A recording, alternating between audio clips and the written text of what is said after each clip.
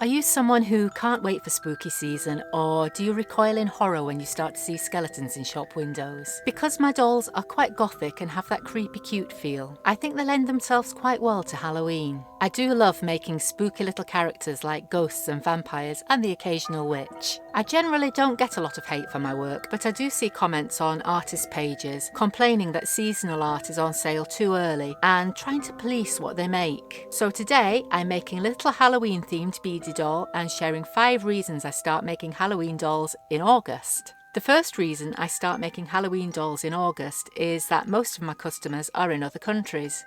I'm based in the UK and a lot of my regular customers are in the US and Australia and other countries around the world. I also think Halloween is much more of a thing in the US than it is here in the UK. Don't get me wrong, I know a lot of Brits love Halloween too, but it doesn't seem to be anywhere near as big as it is over in the States. I've noticed that many people like to start shopping for events and occasions well in advance. So if they're decorating the house for Halloween in October, they want to make sure they have everything they need before the beginning of the month. If they want specific handmade items from overseas, they'll often want to allow a few weeks for things to arrive, just in case their package gets held up in customs or another delay happens. As an artist and small business owner, it makes sense to have items ready to go when people start looking and planning for an occasion. If you start making Halloween decor items in October, it's already too late. People have already bought the things they want to decorate the houses with, so unless you're selling to a very local marketplace, products just aren't going to sell. The second reason is handmade products take time to make. For me, it takes at least a couple of days to make a single art doll. Then on top of that, there's all the other aspects of running a business. I don't have anyone else working for me, so I have to do everything myself. This means, on average, I manage to make 1 doll each week. If I'm making dolls to mark a holiday or occasion, I want to make a few of them so people have choice and get the doll they want. So like many artists, I work on a single theme for several weeks to put a collection together. In theory, I could work away in the background making Halloween dolls in secret and launching a big collection altogether, but that approach has never worked out well for me. I think, especially now everything's online, people like to follow their favourite artist's progress, watch things being made and have a two-way conversation about it. Sometimes I'll post a doll on social media and one of my regular customers will say, "I really love this, but I'm waiting for one with green hair to match my theme." I can't always accommodate requests, but if there's a demand for something, I'll try and include that where I can. Releasing dolls one at a time over a few weeks helps me to gauge demand and know if I'm on the right track, and that I'm making what people want to see.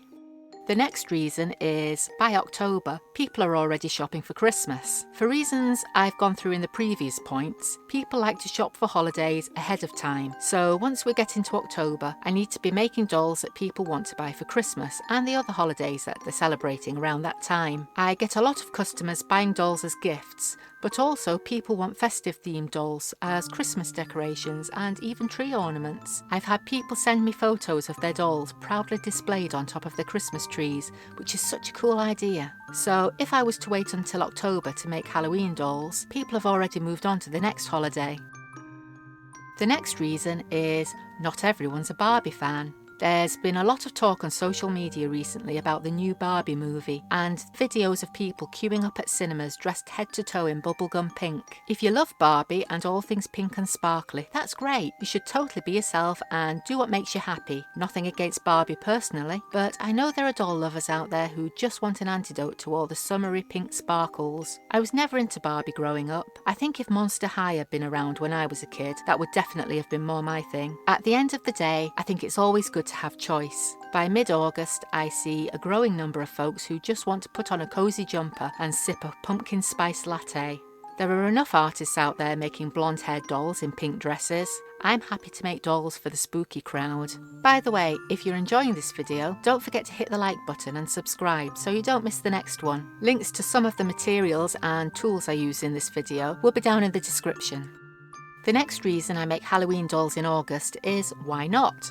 Artists should be free to make whatever they're inspired to make, whenever that inspiration strikes. I think people have got way too comfortable with criticising art they see online in a way they never would in person. It's very easy to hide behind a screen and type a mean comment on a video or social media post, forgetting that there's a real human being who's put their soul into a piece of art. a human being whose livelihood depends on selling their work. Humans are beautiful, mysterious, complex beings with infinite passions and interests. There's something out there for everyone. If Halloween art isn't for you, no problem. There are many, many artists in this world making all kinds of different styles and themes. Go find what you love and support the artists who create that. If you see a piece of art that doesn't resonate with you, you can always just scroll past. If you like this spooky little doll, here's another one I think you'll love. Go check that out now, and I'll see you next time. Bye!